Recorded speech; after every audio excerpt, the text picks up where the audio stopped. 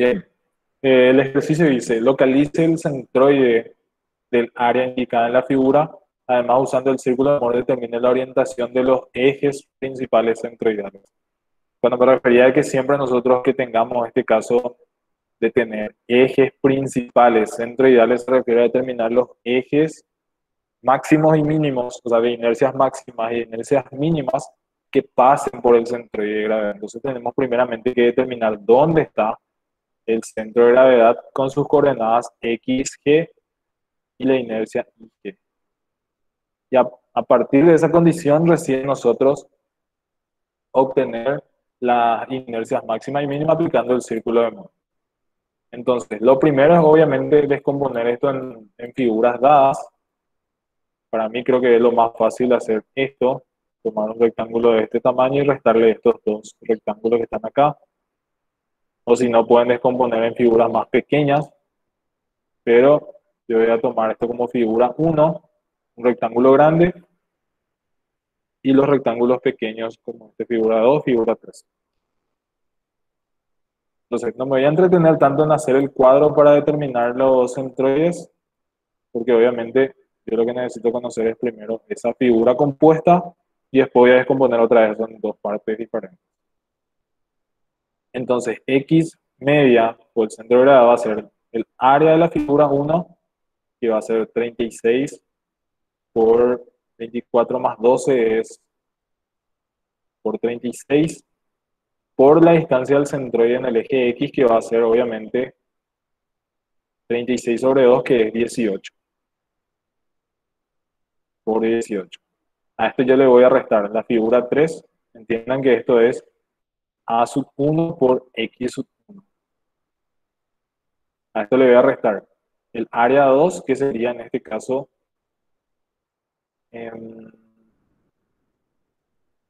creo que es 36 menos 6 es 30, o sea, sería 15. 15 por 24 por la distancia de su centroide, que sería en este caso 15 sobre 2, 7,5.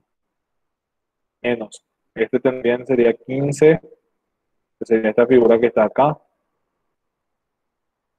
Entonces 21 menos 6, para no confundirme, 21 menos 6 es 15. Y 36 menos 21. Entonces los anchos que yo tengo acá son de 15 centímetros o 15 milímetros. También es 15 milímetros. Entonces este sería 15 por 24 más 6 es 30 por la distancia, que sería 21 más 7,5, que sería 28,5. Entonces esto sería área 2 por x sub 2. Esto sería área 3 por x sub 3. Y voy a dividir esto obviamente entre todo el área, que sería 36 por 36 menos 15 por 24 menos 15 por 30. Eso me va a dar entonces el valor del 36 por 36 por 18 menos 15 por 24 por 7,5 menos 15 por 30 por 28,5 sobre 36 por 36 menos 15 por 24 menos 15 por 30. La posición del centroide en X es 16,06. X sub G.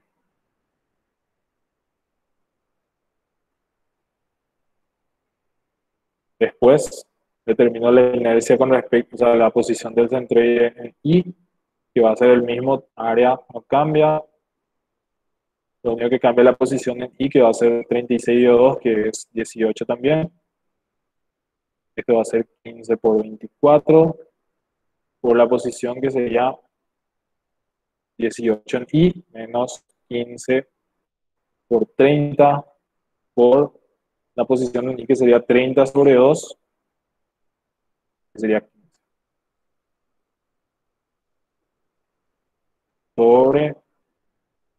36 por 36 menos 15 por 24,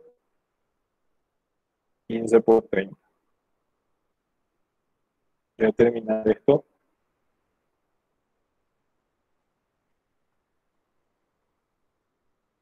Quince, 18, 18.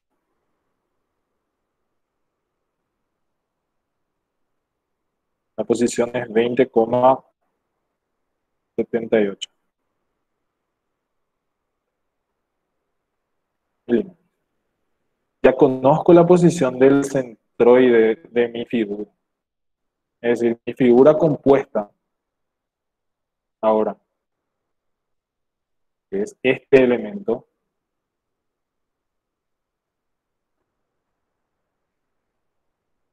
yo ya conozco su posición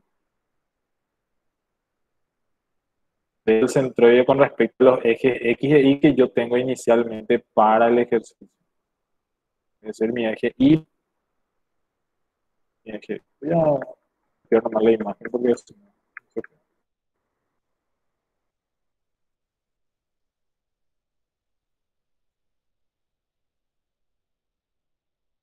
En este caso esto.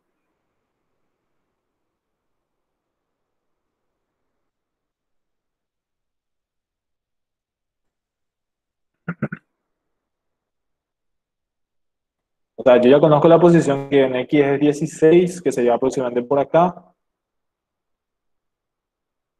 Y en Y es 20,78, que se lleva un poco por encima de la mitad.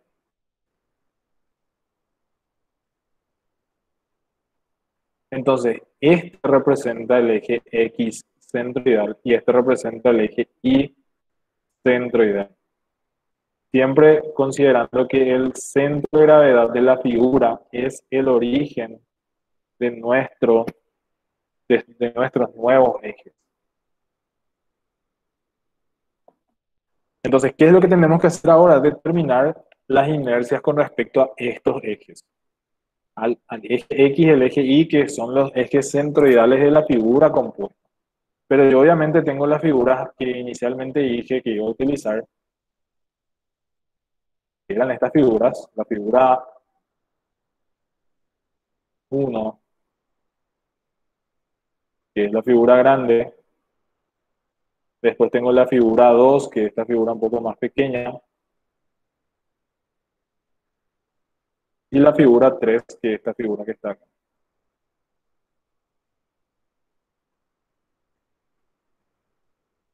Entonces, yo tengo tres figuras que yo puedo relacionar a eso para determinar las inercias, pero como son sus centroides de manera individual, el centro 3, el centro 2 y el centro 1 están desplazados con relación al centroide de la figura, entonces yo tengo que determinar cada una de las inercias a partir de la fórmula de los ejes paralelos. Entonces, en este caso, ¿cómo yo realizo esto? Voy a determinar la inercia 1,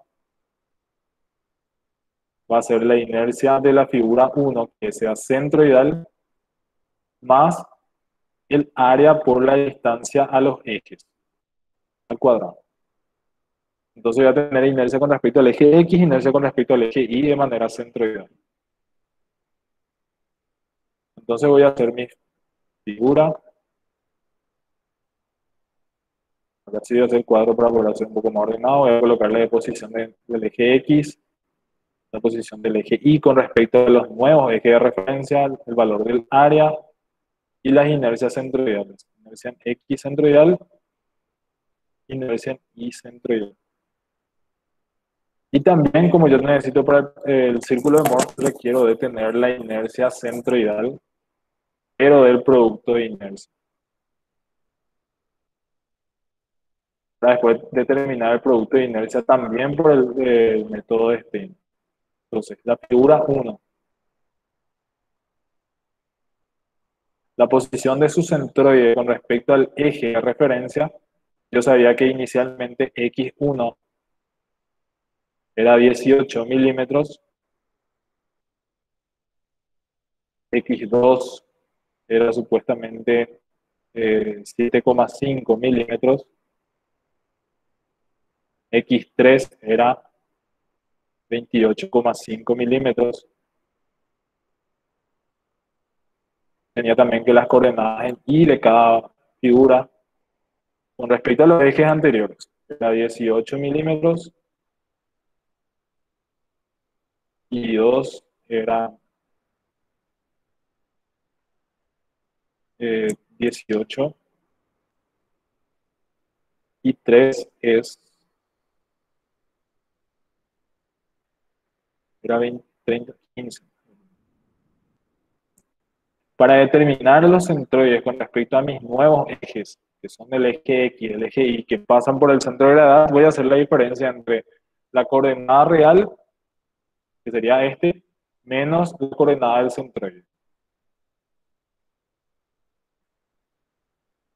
El centroide tiene coordenadas X media es 16,06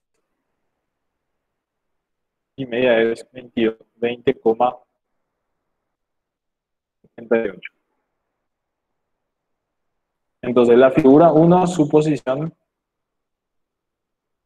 va a ser la diferencia entre 18 menos 16,06.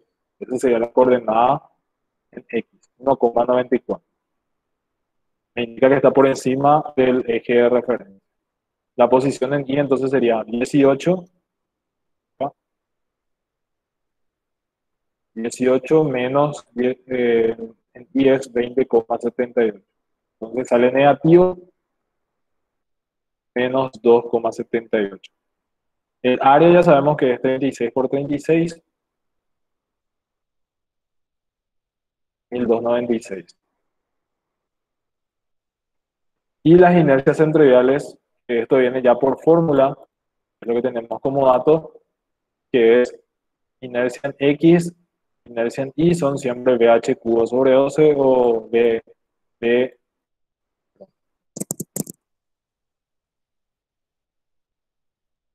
La inercia con respecto al eje X centroidal es BH cubo sobre 12 y la inercia con respecto al eje Y centroidal es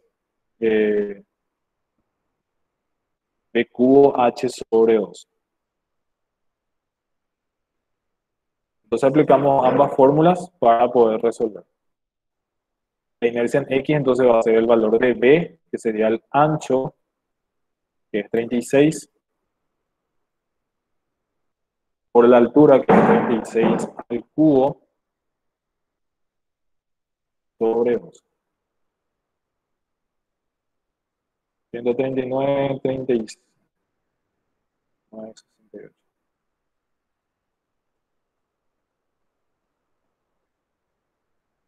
Y va a ser al revés, pero sale prácticamente el mismo porque son de lados iguales.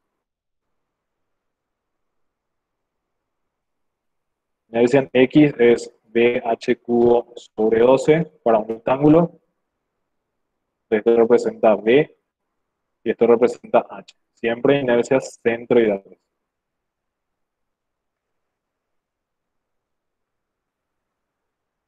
Y X.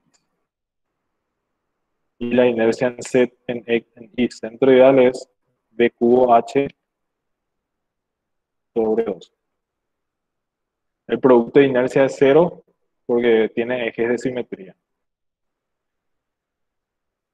Ahora repito el mismo procedimiento para la figura 2. En este caso sería este. La posición del centroide de esa figura va a ser la diferencia entre la coordenada real, que era 7,5, menos 16,06. 8,58 negativo.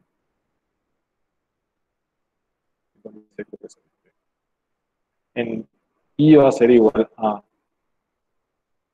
mismo valor que el del otro, 2,78. El valor del área, como es de 15 por 30, 15 por 30, pero va a ser con área negativa porque es un vacío. Menos 450.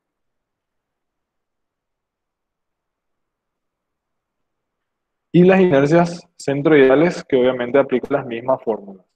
Para este BH, acá, esto valía 36,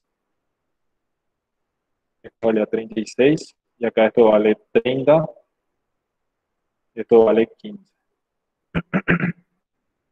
Entonces la inercia centroidal es 15 por 30 al cubo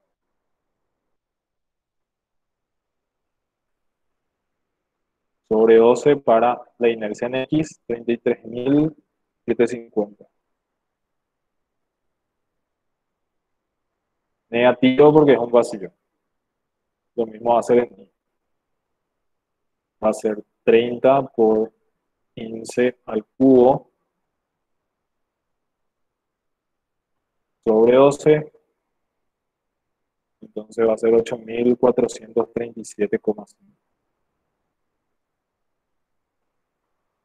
Y el producto de inercia es cero. Repito lo mismo para la figura 3. Esto vale, creo que valía 24 y esto valía 15.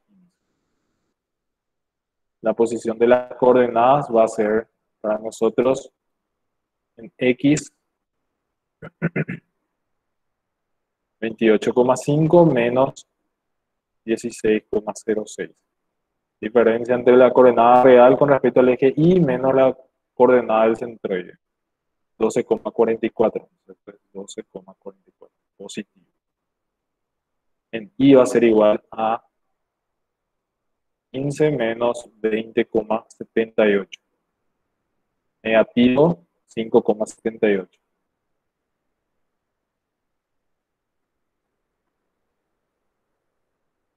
El área, en este caso, va a ser 24 por 15.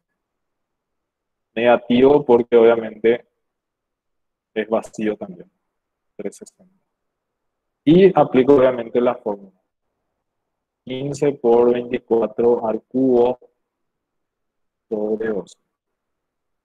17.280. Negativo. El otro también es 0. Va a ser al revés. 4 por 15 al cubo sobre 12. Menos 6.750.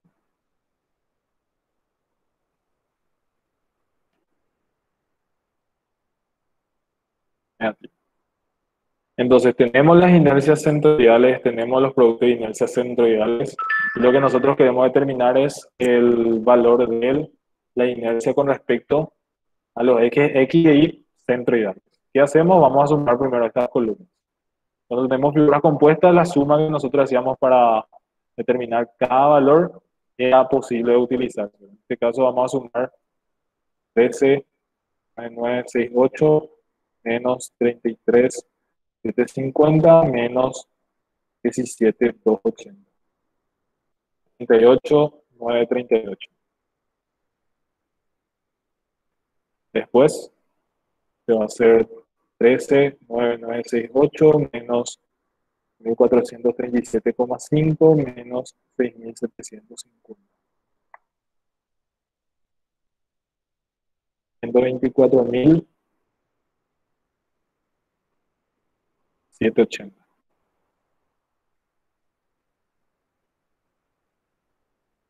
Después, lo que hacemos es aplicar el teorema de los ejes paralelos. Eso con respecto al eje X media, el eje X que nosotros queremos, va a ser la suma de las inercias centroidales más la suma de las áreas sub I por la distancia en I al cuadrado. Entonces ahí aplicamos todos los datos que tenemos. Es decir, la inercia con respecto al eje X que nosotros estamos considerando va a ser 88.938 más área 1, que es 1296 por menos 298 al cuadrado, más área 2, que es menos 450 multiplicado por menos 2,78 al cuadrado, que también debe ser 78. Disculpen.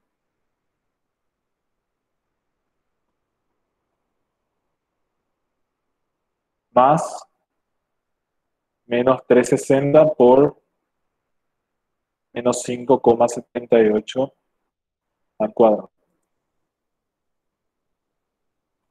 Entonces, en este caso, la inercia con respecto al eje X va a ser igual a 28.938 más 1.296 por 2,78 al cuadrado menos 450 por 2,78 al cuadrado menos 360 por 5,78 al cuadrado.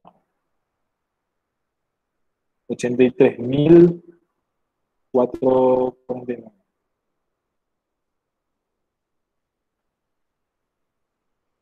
Coma 20. Centímetro a la cuarta. Esa sería la inercia centroidal de la figura con respecto al eje X. La inercia centroidal de la figura con respecto al eje Y va a ser lo mismo. Sumatoria de inercia con respecto al eje Y de cada figura respecto a su centroide más sumatoria de A sub I por X sub I al cuadrado. Entonces esto va a ser igual a 124.780,5 más 1.296 por 1,94. Después menos o más menos 450 por menos 8,56 al cuadrado más menos 360 por 12,44 al cuadrado. 24.780,5 más 1.296 por 0,94 al cuadrado menos 450 por 8,56 al cuadrado menos 360 por 12,44 al cuadrado. 40.000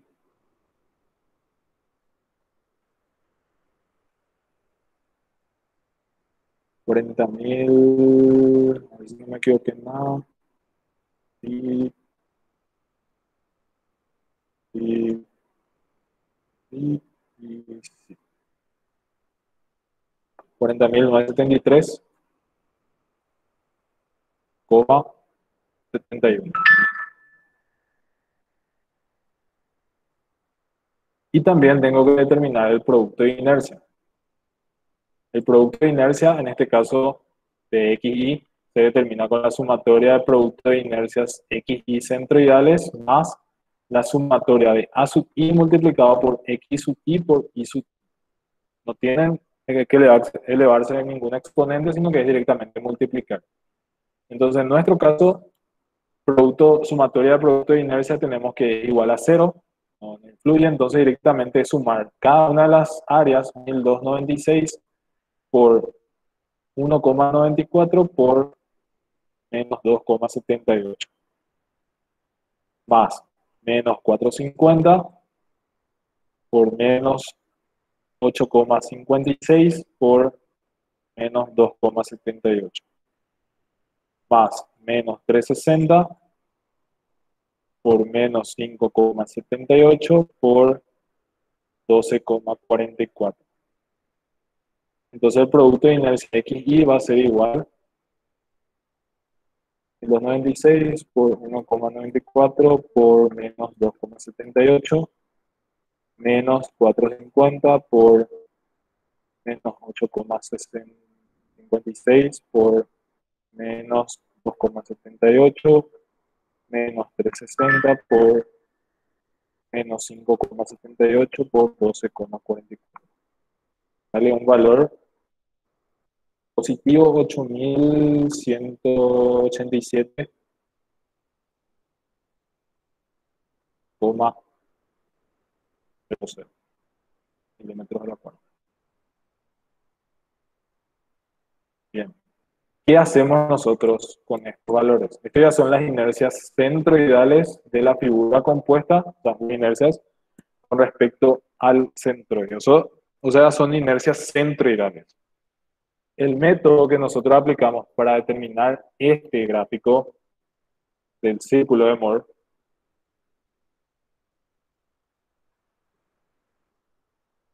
es graficar dos puntos de una circunferencia, P1 y P2, cuyas coordenadas sean las siguientes. El punto P1 va a tener como coordenadas la inercia en X que nosotros estamos obteniendo, y la primera coordenada del segundo punto va a ser la inercia en Y que nosotros estamos obteniendo. La segunda coordenada de cada punto va a ser el producto de inercia, pero en el caso del punto 2 va a ser cambiado de signo. Es decir, el primer punto va a llevar el signo que tenga el producto de inercia, el segundo punto va a llevar el signo cambiado del producto de inercia, pero con el valor numérico correspondiente. Entonces, en nuestro caso, nuestros dos puntos para el gráfico tendrían que ser el primer punto, P1, 83.449,2 y 8.187,0. Y el punto P2 va a ser 40.973,71 y esto tendría que ser menos 81.877. Forma de verificar si estamos haciendo bien, las inercias X e Y no tienen que salir negativos, siempre tienen que ser positivos. Entonces, si sale negativa es porque cometimos algún error algebraico que puede pasar, ¿verdad? Pero es cuestión de verificar. Una vez que nosotros tenemos acá, lo que nosotros hacemos es indicar la posición de cada punto respecto a dos ejes. El eje X, que es el eje vertical, va a representarse por las inercias X e Y, o el producto de inercia. Y el eje horizontal va a representarse tanto por la inercia en XX como la inercia en Y. O sea, las dos inercias, las dos primeras coordenadas. Entonces yo voy a graficar de manera esquemática. Bueno, voy a graficar la circunferencia. Lo que voy a hacer es, mi punto P1 tiene una inercia en la primera coordenada mayor que en la segunda. Entonces puedo decir que mi punto se encuentra aproximadamente por acá, en esta misma línea vertical. Y esto obviamente se va a encontrar acá. Más o menos a la mitad están diferenciados. Y la inercia en Y me marca que esto es positivo inicialmente y esto es negativo. Entonces mi punto P1 va a ser el punto que se encuentra ubicado arriba. Realmente si yo trazo una vertical a la distancia de la inercia en X igual a 83.449,2 en una circunferencia como esta, yo tengo dos puntos, uno arriba y uno abajo. ¿Cuál utilizo? El que tenga el signo del producto de inercia que está acá. No hago a escala porque no hace falta hacer a escala, pero sí de manera esquemática de cómo realmente tendría que ubicarse cada punto. Y lo que encontramos con el punto P2 tiene que ser el punto que está abajo, que está obviamente ubicado en este punto que está acá. Misma cosa, yo trazo la vertical, esto representa mi inercia en Y, que es 40.973,71, entonces esto va a representar el punto P2. Si yo uno estos dos puntos, voy a unirlo con una línea, el punto de intersección de esa línea con el eje horizontal representa el centro de la circunferencia. Y la distancia que existe entre el centro y cualquiera de los dos puntos representa para mí el radio de la circunferencia del círculo de Moore, que son fáciles de determinar porque dependen directamente de estas variables. Es decir, de ese producto. Depende de la inercia XX, depende de la inercia II y depende del producto de inercia X. El centro se obtiene a partir de la semisuma de la inercia XX más la inercia II sobre 2. Obviamente está ubicado a la mitad de esos dos puntos por ser una circunferencia. Y el radio se obtiene a partir de esta expresión. La semidiferencia XX sobre 2 más el producto de inercia al cuadrado. Ambos tienen que estar al cuadrado. La semisuma y semidiferencia, perdón, la semidiferencia al cuadrado más el producto de inercia al cuadrado. Esto me da el valor del radio. Si yo tengo esos valores, obviamente yo ya puedo graficar toda la circunferencia. Entonces, la aplicación del círculo de Mohr es directamente esta, ¿verdad? Poder indicar los puntos que nosotros obtenemos mediante este gráfico. Pero, ¿qué es la representación en sí del círculo de Mohr? Esta línea que está acá, que une el centro con el punto P1, representa al eje X. Y esta línea que está acá,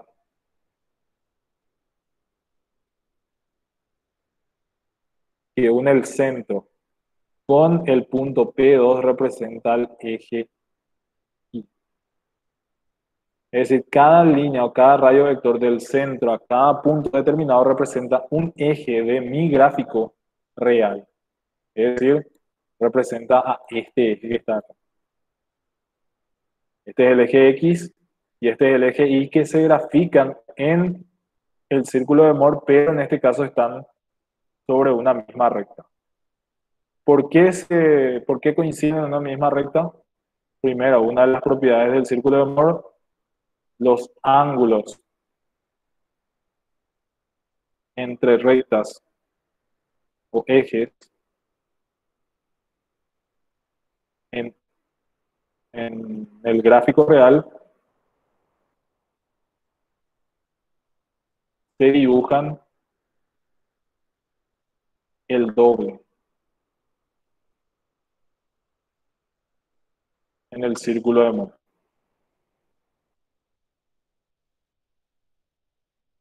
Es decir, el ángulo que forma el eje Y y el eje X en el gráfico real es de 90 grados.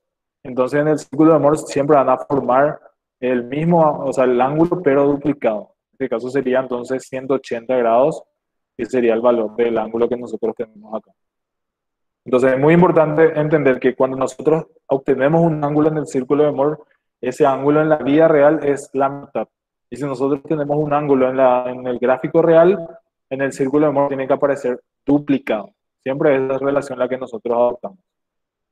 Entonces, ¿qué representa el centro? El centro representa siempre el origen de coordenadas. Entonces, este centro que está acá representa en mi gráfico real el centroide, donde nosotros estamos considerando el origen de coordenadas para mis ejes X y Y. ¿Y qué es lo que nosotros buscamos eh, en este círculo? Lo que nosotros buscamos es obtener estos ejes.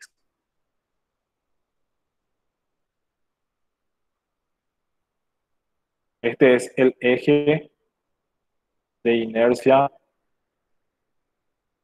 máxima y este es el eje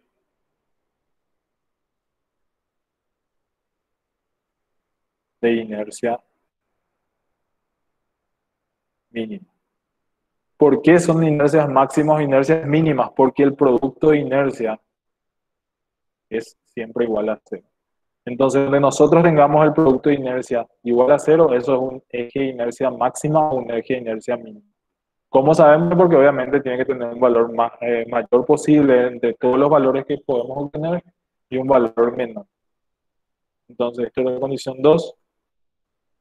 Entonces, la condición es siempre encontrar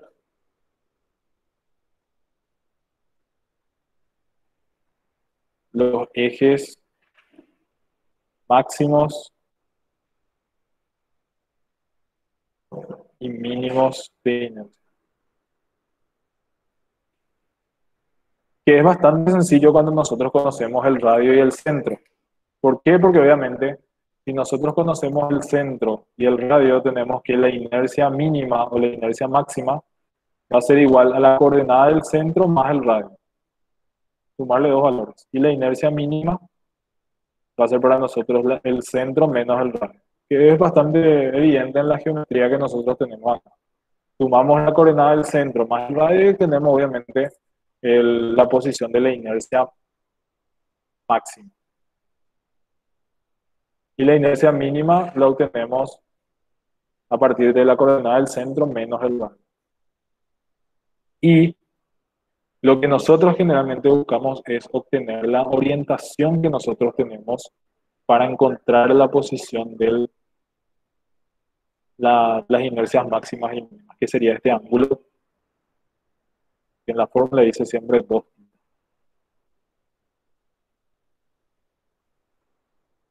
Entonces, la condición es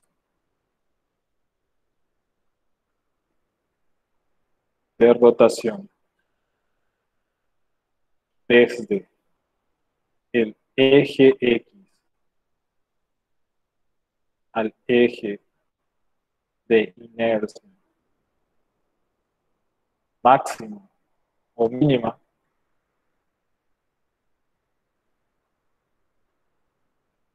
es igual o cumple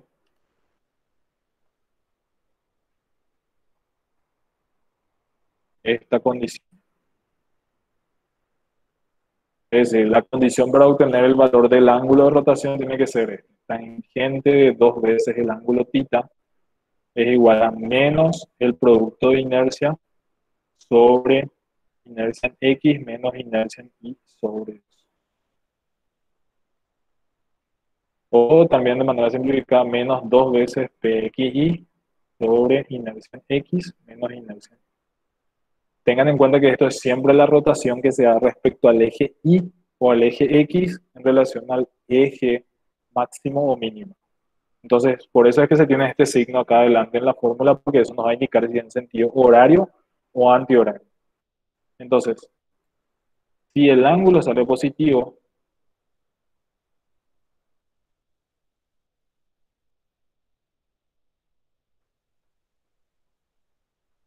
el giro es antihorario.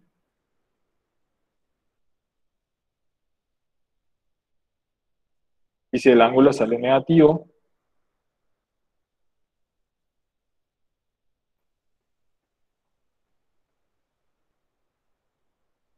horario. Esa es la convención de signo que nosotros tenemos para el ciclo de Moore. Horario negativo, antihorario positivo. Y directamente aplicamos la fórmula para obtener esos valores. Se puede obtener para cualquier ángulo de rotación, es decir, para cualquier eje que yo considere rotado con respecto al mismo punto de referencia, utilizar siempre el mismo círculo de Moore. Y es directamente aplicar estas condiciones para obtener los valores que nosotros queremos. Por ejemplo, de resolver. El centro voy a obtenerlo a partir de 83.449,2 más 40.973,71 sobre 2. El centro obviamente va a ser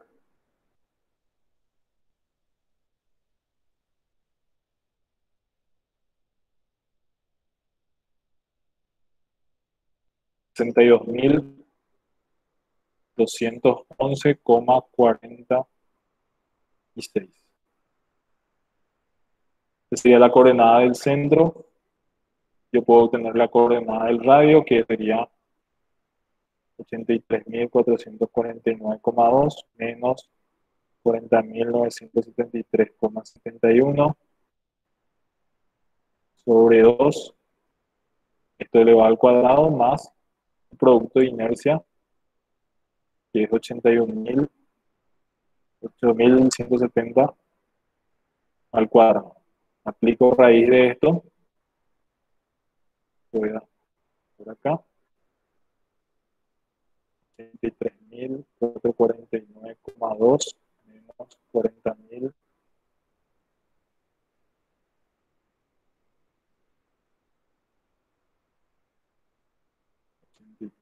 449,2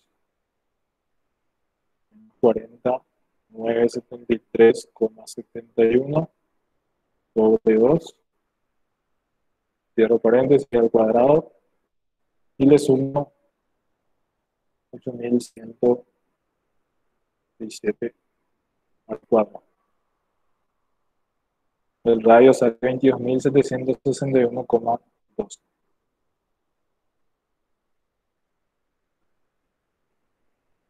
Milímetros a la cuarta. Vale. Ya es un valor conocido para mí si yo conozco todos los demás elementos. Quiero conocer la inercia máxima.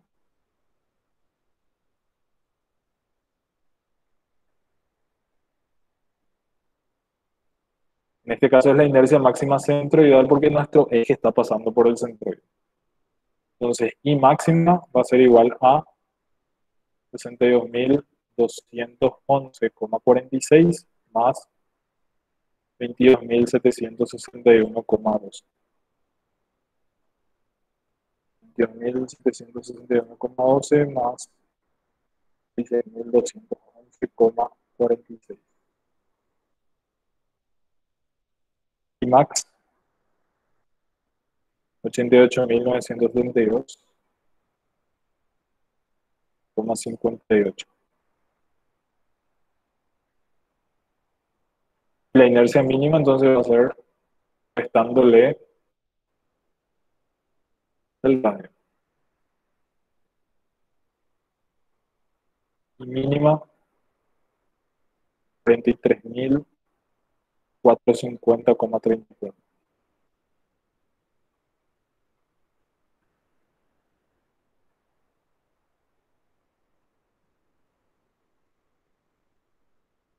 Máxima y mínima. Quiero obtener el ángulo de rotación y aplico la fórmula. Tangente de 2θ es igual a menos 8.170, 8.187 por 2 sobre 80.000, voy a traer 83.000. 83.449,2 menos 40.973,71. Aplico esa expresión, shift tangente de menos 2 por 81.087 sobre 83.449,2 menos 40.973,71. Esto me da el valor de 2 veces el ángulo. 2θ es igual a menos 21,08 y θ es igual a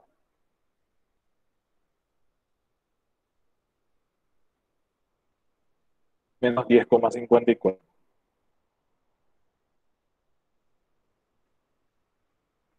grados. ¿Qué representa todo esto?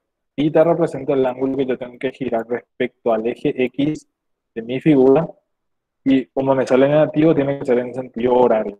Entonces, este representa el eje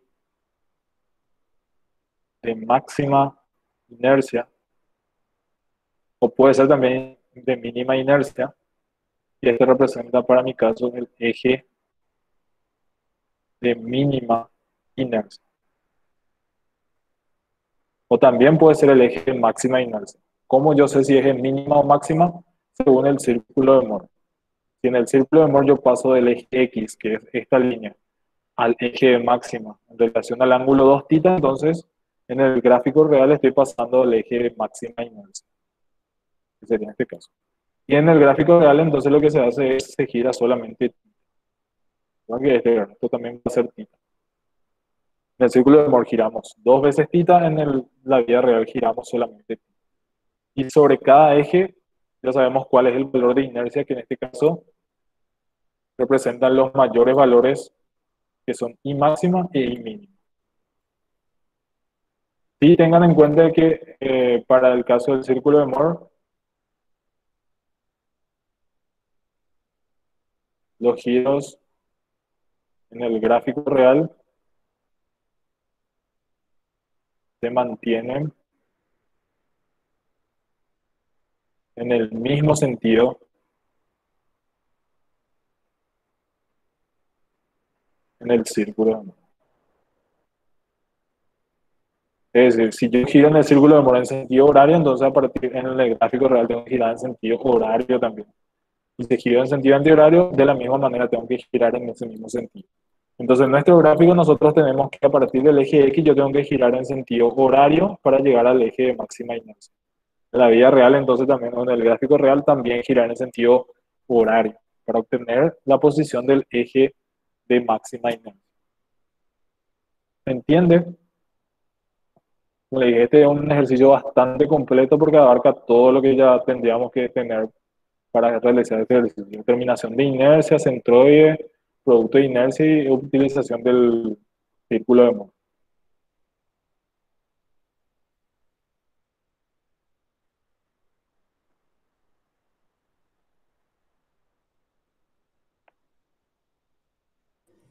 Profe, yo tengo una consulta.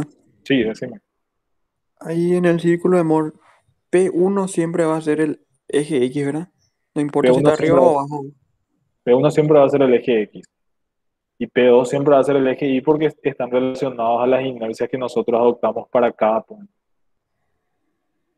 Entonces P1 puede estar a la derecha o a la izquierda del centro. Por eso le dije Ujú. que puede darse el caso de que el giro que nosotros hagamos, si la inercia en X, por ejemplo, sale más chico que la inercia en Y, mi P2, por ejemplo, puede estar acá y mi P1 puede estar acá. Yo voy a aplicar la fórmula de tangente de tita y todo lo demás, me va a salir positivo o negativo, pero en este caso lo que yo voy a estar hallando va a ser el eje de menor inercia. Pero siempre, P1 siempre va a representar para mí el eje X. Y el P2 siempre va a representar para mí el eje Y.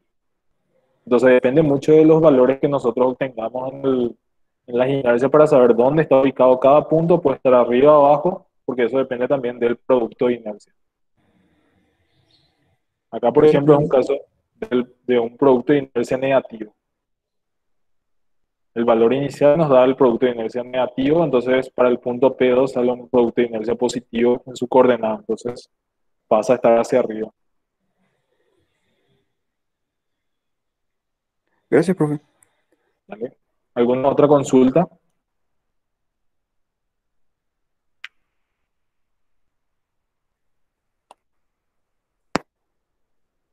Bien.